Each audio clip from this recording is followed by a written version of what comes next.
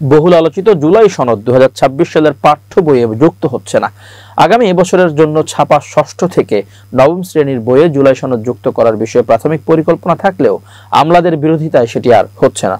সময় স্বল্পতার কথা বলে বাদ দেওয়া হচ্ছে বলে জানিয়েছেন সংশ্লিষ্টরা। তবে 2027 সালের পাঠ্য বইয়ে সনদের পূর্ণাঙ্গ বা সংক্ষেপিত অংশ যুক্ত করার সিদ্ধান্ত নেওয়া হয়েছে। আর আগামী বছরের বইয়ে জুলাই অভ্যুত্থান সংক্রান্ত অধ্যায়ে জুলাই সনদ নিয়ে একটি প্যারাগ্রাফ যুক্ত করা যায় কিনা তা নিয়েও ভাবনা চিন্তা চলছে। সম্প্রতি শিক্ষা মন্ত্রণালয়ের মাধ্যমিক ও উচ্চ শিক্ষা বিভাগের সভাকক্ষে পাঠ্যপুস্তক সংক্রান্ত সভায় বিষয়টি নিয়ে আলোচনা হয়।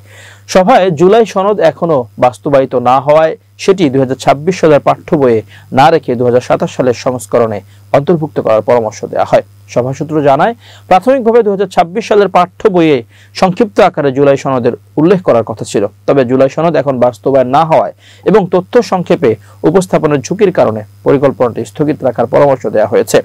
শিক্ষা বিষয়ক জাতীয় উপদেষ্টা কমিটির একজন সদস্য নাম ও পদবি প্রকাশ না করার শর্তে বলেন, পাঠ্য বইয়ের চূড়ান্ত কাজ প্রায় শেষ পর্যায়ে, এখন কেবল মুদ্রণের প্রস্তুতি চলছে। এই অবস্থায় নতুন করে অনুচ্ছেদ সংযোজনের মতো জনবল বা সময় নেই। শুধুমাত্র লেখা যুক্ত করলেই হবে না, সেটির সম্পাদনা, সংশোধন ও অনুমোদনের একটি দীর্ঘ প্রক্রিয়ার মধ্য দিয়ে যেতে হয়।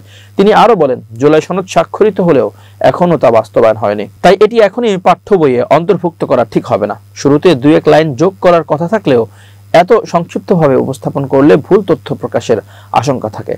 আমরা বরং একটি পূর্ণাঙ্গ অনুচ্ছেদ হিসেবে বিষয়টি অন্তর্ভুক্ত করতে চাই, যা 2027 সালের সংস্করণে যুক্ত করা সম্ভব হতে পারে। তবে নাম প্রকাশ না করার শর্তে জাতীয় শিক্ষাক্রম সমন্বয় কমিটির এক সদস্য বলেন, সব জায়গায় আমলাদের বিরোধিতায় সরকারের অনেক ভালো উদ্যোগ আলোর মুখ দেখতে পারছে না।